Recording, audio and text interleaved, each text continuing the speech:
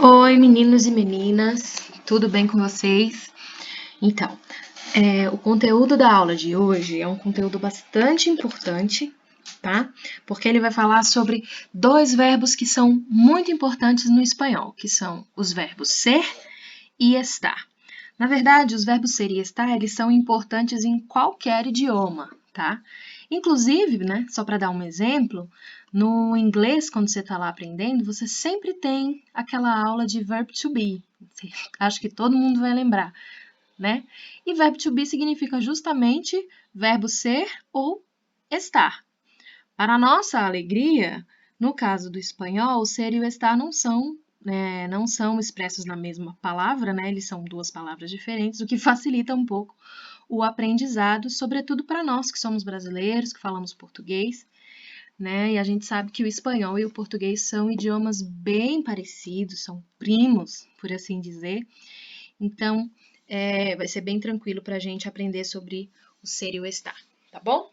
Só que antes de começar a ver os verbos ser e estar especificamente, a gente precisa aprender os pronomes que acompanham não apenas esses dois verbos, mas todos os outros, tá? Que pronomes são esses? São os chamados pronombres personales sujeto. O que é isso, professora? Pronombre, no português a gente conhece como pronome, são uma classe de palavras que tem como função substituir outras palavras, mais especificamente substituir os substantivos, ok? E os substantivos costumam exercer a função de sujeito aí nas frases. É por isso que no espanhol o nome desses pronomes é pronombres personales sujeto, porque eles têm função de sujeito. Falando assim parece tudo extremamente complicado, você com certeza está aí, não está entendendo nada, mas se a gente observar os exemplos vai ficar bem tranquilo, tá? Trouxe 3 frases para vocês. As 3 frases estão escritas em espanhol, mas dá para entender perfeitamente o significado delas, tá? Em português ficaria basicamente a mesma coisa. Então vamos ver aqui a frase número 1, tá? Alexis es famoso. Então, eu estou falando sobre um rapaz que se chama Alexis e esse rapaz é uma pessoa famosa, tá? Se eu quisesse falar mais alguma coisa sobre o Alexis, né, dar mais alguma informação sobre ele, eu não preciso repetir o nome dele, né? Então, eu tenho aqui Alexis es famoso, él es un gran actor de cine. Então, a palavra él, o pronombre él, está substituindo o Alexis, tá? Para não ficar aquela coisa repetitiva, sabe? Alexis es famoso. Alexis es um gran actor de cine. Então, para não acontecer esse tipo de coisa, eu substituo Alexis por um pronombre. Qual pronombre? Alexis é um rapaz e é uma pessoa só. Então, eu procuro um pronome masculino no singular e coloco no lugar. E aí, esse pronome está fazendo referência aqui ao Alexis. Exemplo número 2. Carmen y Julio compraron una nueva casa, tá? E aí, Carmen e Julio são aqui as duas pessoas que compraram essa casa. Se eu quiser falar mais sobre eles, eu posso acrescentar: ellos van a vivir en el centro de la ciudad. Então, para eu não repetir Carmen e Julio novamente, né? Eu substituo o Carmen e Julio pela palavra ellos, pelo pronombre ellos, que estão substituindo aqui, Carmen e Julio, tá? Exemplo número 3. La casa vale $100,000. Se eu quiser falar mais sobre a casa, ella es una construcción muy moderna. Então, novamente, aqui eu tenho o pronombre ella, substituindo la casa, tá? Estou mostrando com esse exemplo que essas substituições não acontecem apenas com o nome de pessoas, tá? Acontecem com coisas também. Eu posso substituir caça por um pronombre também. É só eu procurar. Caça é uma palavra feminina que está no singular. Então, eu vou procurar o pronome feminino do singular. No caso aqui, ele, tá? Vamos, então, ver todos esses pronomes de forma sistematizada, arrumadinhos numa tabela? Aqui, gente. Então, aqui, ó, pronombres personales sujeto, ok? Esses pronomes, no português, eles têm um nome diferente. Eles se chamam pronomes pessoais do caso reto, se eu não me engano, tá? Então, aqui nessa coluna verdinha aqui da sua direita, estão os pronomes do português. Eu tenho aqui eu, tu, ele ou ela, melhor dizendo, nós, vós, eles ou elas, ok? Aqui eu tenho, então, primeira, segunda e terceira pessoa do singular do português, né? Primeira, segunda e terceira pessoa do plural. Desse jeitinho. Aí, só uma observação aqui no português. Vocês estão vendo aqui na segunda pessoa que eu tenho tu, que é o tradicional, né? O que aparece aí na classificação. Mas aqui no Brasil, no lugar do tu, na maioria na maioria do país, eu acredito, você usa o você, tá? Aqui no Brasil, a gente acredito que a maioria das regiões as pessoas usem a palavra você no lugar da palavra tu. O tu não é usado? É usado sim, principalmente na região sul, de forma assim mais geral. Se eu não me engano, no Maranhão é usado também bastante, no Pará, tá? Aqui em Brasília a gente usa o tu também, só que a gente não usa o tu da forma correta, como é feito, por exemplo, nesses lugares que eu citei, no Sul, no Maranhão, no Pará. Porque, por exemplo, aqui em Brasília ninguém fala, tu fizeste o dever de casa? Ninguém fala assim, né? Quem usa tu aqui em Brasília fala, tu fez o dever de casa? O que gramaticalmente não está correto, tá? Você falar tu fez o dever de casa não é certo. É bem informal, bem coloquial, tá? Então, tu e você é a mesma, se substituem aqui no Brasil, né? Tem regiões que usam tu, mas a maioria de nós brasileiros utilizamos o você, ok? E aí vamos fazer as correspondências? Aqui de amarelinho estão esses pronomes aqui, só que na versão em espanhol, que são os pronombres personales sujeto que a gente está aprendendo. Então, vamos ver aqui, ó. O eu, em espanhol, vai ficar yo, tá? Como que é a pronúncia desse yo aqui? Você pode falar yo, do jeito que eu estou falando, né? Como se fosse um DJ. Você pode falar com som de I, essa I, que é o nome dessa letra, né? Esse Y, com som de I. Então, eu posso falar yo. Você pode falar também sho, com esse Y, como se tivesse um som do nosso X, né? Do nosso CH. Sho, que é uma pronúncia, a pronúncia geral da região sul da América do Sul, né? Que compreende ali Argentina, Uruguai, tá? Você pode falar show. Você pode falar um jo, que seria um G, um J, assim, mais suavezinho. Qual é o certo, professora? Qualquer um. É a pronúncia que você achar mais bonita, que você achar mais legal, que você tiver mais facilidade de pronunciar, você escolhe e fala sem medo de ser feliz. Todas estão corretas, tá? Então, nós temos para o eu, em espanhol, vai virar yo, tá? O você ou o tu do português, em espanhol, só vai ter o tu, ok? Tu. Tem um pequeno detalhe aqui sobre o tu, mas eu explico mais pra frente, tá bom? O ele vai virar ele, ok? Ele. Atenção com essa palavrinha aqui, porque a gente vê esse acento e quer falar el, né? Porque a gente vê esse acento e vê esse L aqui no final. O L no Brasil, no final de palavra, ele tem som de U. Com o acento, esse E fica aberto, aí a gente vê essa palavra e quer falar el. Mas a pronúncia correta dessa palavra é el. A letra E no espanhol ela é sempre fechada, não importa se está com esse acentinho aqui. E a letra L sempre tem som de L, ela nunca tem som de U. Então, isso aqui não é el, tá, gente? É ele, ok? E aí, o feminino disso, que é o ela, no português, em espanhol vai ser ella. o E fechado. E qual que é a pronúncia desses dois L's aqui? Você pode pronunciar como eu fiz, como se fosse um LH, elha. Você pode pronunciar como se fosse um som de X também, novamente na Argentina e no Uruguai. Você pode falar eixa. Você pode falar ella, como se fosse um DJ. Você pode falar eja, como se fosse um J assim mais fraquinho.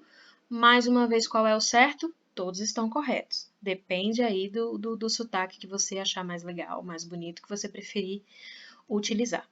Ok? E aí, gente, tá aparecendo aqui, do lado do ele e do elha, este pronomezinho que você já deve ter ouvido falar, né? Ele é bem específico da língua espanhola, que é o pronome usted. Professora, o que que significa usted? É o você? Não, usted não tem nada a ver com o você, ok? Usted é um pronome que significaria, se eu fosse traduzir ele para o português, o senhor ou a senhora. É a forma chique, a forma elegante, a forma formal, a forma respeitosa de eu falar com alguém. Por exemplo, se eu fosse falar com um juiz, estou diante de um juiz, né? Estou lá na Espanha, o meu visto de estudante acabou, o juiz quer me deportar para o Brasil e eu vou ter uma audiência com ele. Eu não vou tratar esse juiz de tu, né? Quando eu for falar com ele, eu não vou tratá-lo de tu. Por quê? Porque ele é uma autoridade, provavelmente ele será mais velho do que eu, é uma pessoa que eu não conheço, que eu não tenho nenhuma intimidade, então eu não vou chamá-lo de tu. Eu vou tratar esse juiz de usted, entendeu? É como se eu não fosse chamar o juiz de você, eu chamaria o juiz de senhor aqui, se fosse no Brasil. Que é o que a gente falaria também, né? Aqui no Brasil a gente chamaria excelentíssimo, meritíssimo, senhor e tudo mais. Então, no espanhol, o usted, ele é usado nesse tipo de situação. É para eu falar com alguém de quem eu não tenho nenhuma intimidade ou a quem eu devo respeito, ok? Então, usted é a forma fina, chique e elegante de eu falar com alguém, tá bom? Então, aí a gente viu primeira, segunda e terceira pessoa do singular do espanhol. Agora o restante aqui. Ai, meu Deus!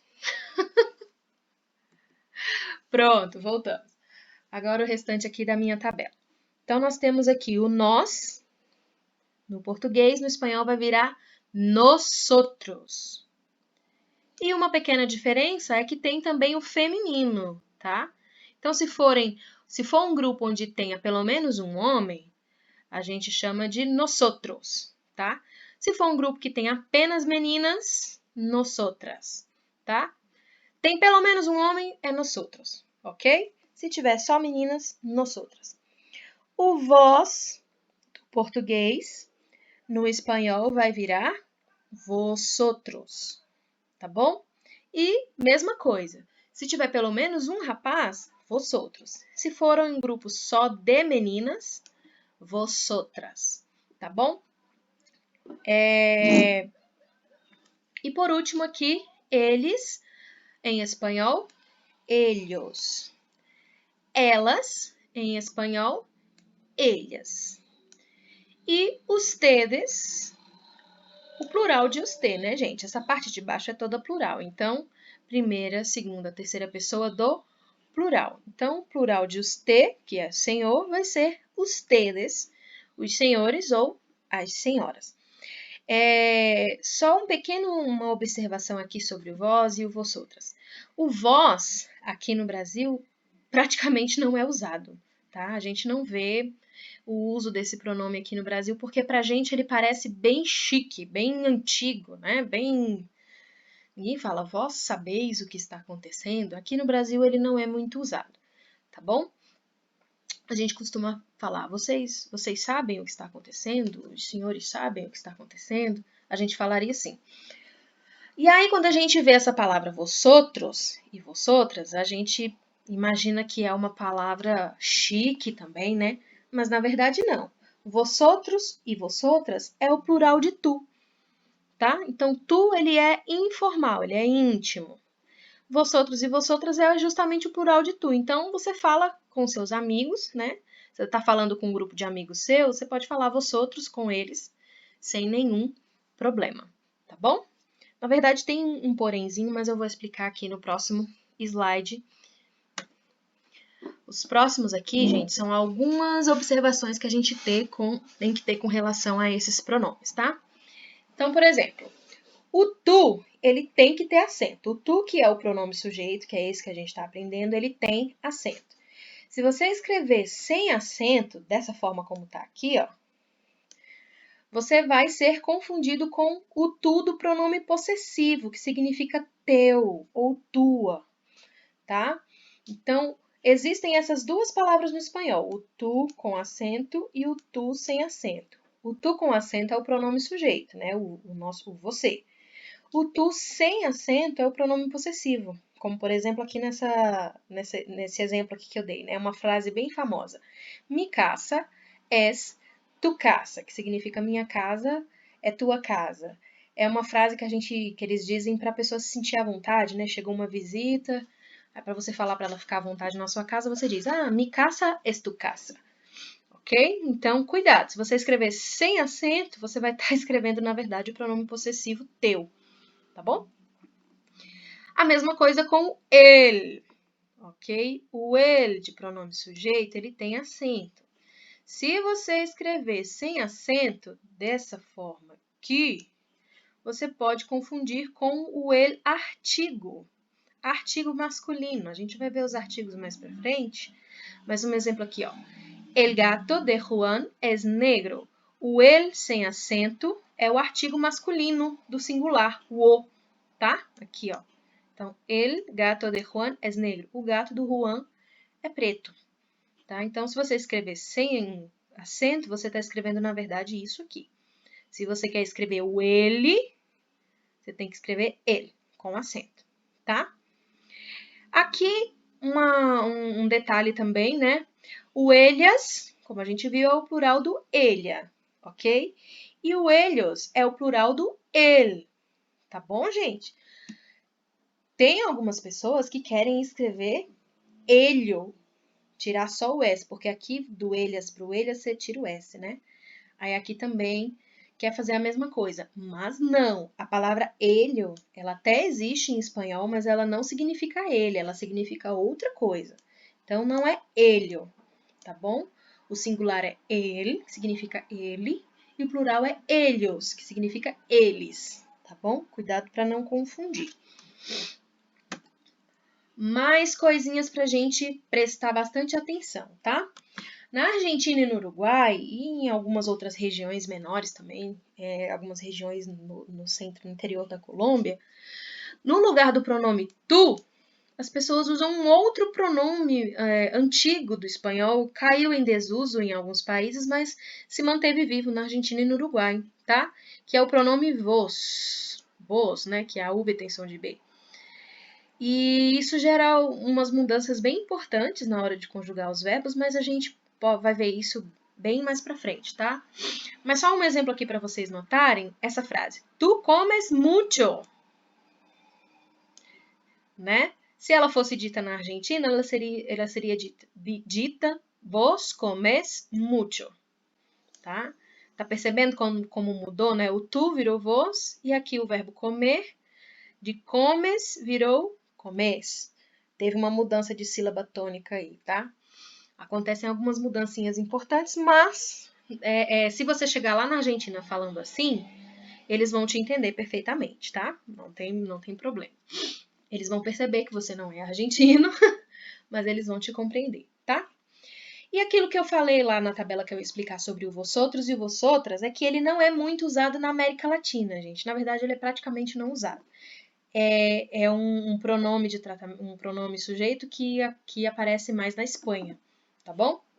Por aqui, você vai usar os tedes em todas as situações, mesmo que seja entre os seus amigos, tá? A diferença entre tu e os te, ela existe, mas a diferença entre vosotros e os tedes, ela não existe. Aqui na América Latina, eles vão usar os tedes em todas as situações. Então, por exemplo, aqui essa frase. Na Espanha, ela seria vosotros sois mis mejores amigos. Né? Vocês são os meus melhores amigos.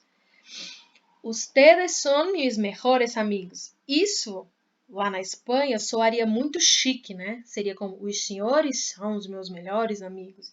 E ninguém fala assim com os amigos, né? Amigo a gente fala com intimidade. Mas essa frase é perfeitamente possível aqui na América Latina, tá? Ustedes son mis mejores amigos. Vocês são os meus melhores amigos. Porque aqui na América Latina, eles não usam vosotros. Tá bom? E não tem necessidade, tô acabando, tá, gente? Não existe muita necessidade de o pronome sujeito ficar aparecendo o tempo todo, tá bom? Por exemplo, aqui, ó. Como tu estás? Essa frase está errada? Não, não está errada. Ela só não existe a necessidade de ter esse tu aqui. Você pode tirá-lo e ficar simplesmente como estás.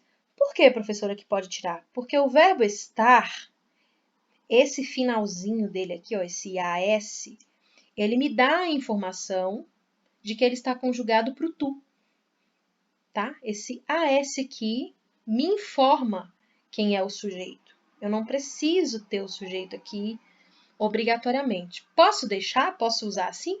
Pode, mas isso é uma coisa que só um estrangeiro faria, né? Uma pessoa nativa, ela não usaria esse tu o tempo todo. E voltando então naquelas 3 frases lá do começo, também dá para ver essa não necessidade do pronome aparecer obrigatoriamente, tá? Vamos voltar aqui no Alexis. Alexis es famoso. Eu posso simplesmente colocar es un gran actor de cine, eu não preciso deixar o ele, né? Alexis es famoso, ele es un gran actor de cine. Eu posso simplesmente tirar o ele. Como eu ainda estou falando do Alexis, dá para entender que eu estou falando dele, né? Esse es me indica que eu ainda estou falando do Alexis. Mesma coisa nas outras, na 2 aqui, ó. Carmen e Julio compraram una nueva casa. Van a vivir en el centro de la ciudad. O ellos pode ficar aqui? Pode, mas também não é obrigatório, tá? E aqui, na 3, la casa vale $100,000. Esse ele aqui, se referindo à casa, eu posso tirar. Es una construcción muy moderna, porque dá para entender que eu estou falando dessa casa aqui, tá bom? Gente, espero que tenha ficado claro para vocês. Tentei falar rápido, não falar muito, mesmo assim o vídeo ficou um pouquinho grande. 1000 perdões. Mas a gente se vê na próxima aula então, tá? Até mais!